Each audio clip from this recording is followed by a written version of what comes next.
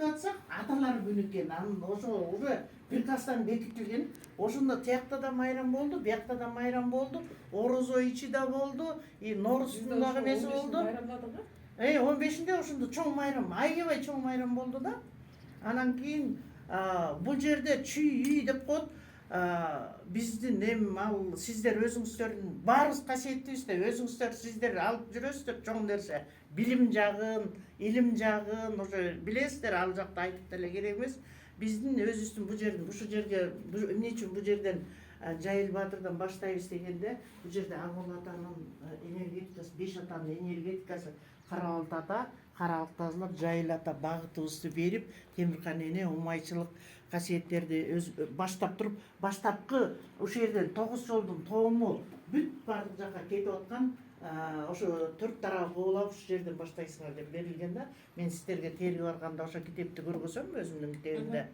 Анан кийин бул жерден кийин жазуучу Жамбыл атанын энергетикасы Алкул атада турат. Жазуучулук касиет, калемсаптарды нурлантып, ошол жерден акпараттарыбызды камдап, калемсаптарыбызды эретип, энергетиканы кошо турган.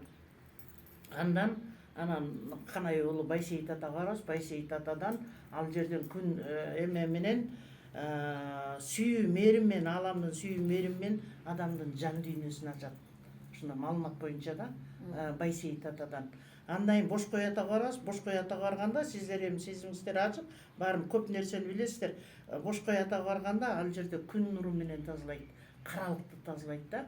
Ошондой маалыматтар бар. Ошондо 5 атанын энергетикасы, Айша эненин энергетикасы, биз ошо изилдеп жүрүп берген маалымат менен Бүгүкан, Зарылкан, Асылкан деген 3 эми умай энени тапканбыз ошо Курамата жакта.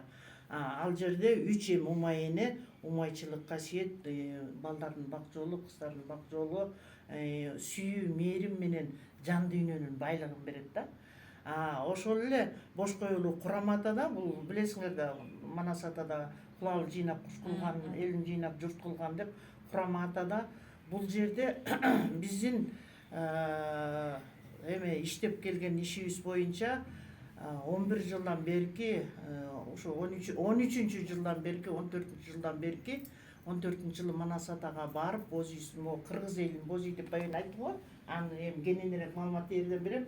Ошол кыргыз элинин Канке апанын кыркысынын касиети менен ошо жерге чүй үй деп баштапкы, сиздер баштапкы атага келдиңер да, чүй өрөөнүн эметкен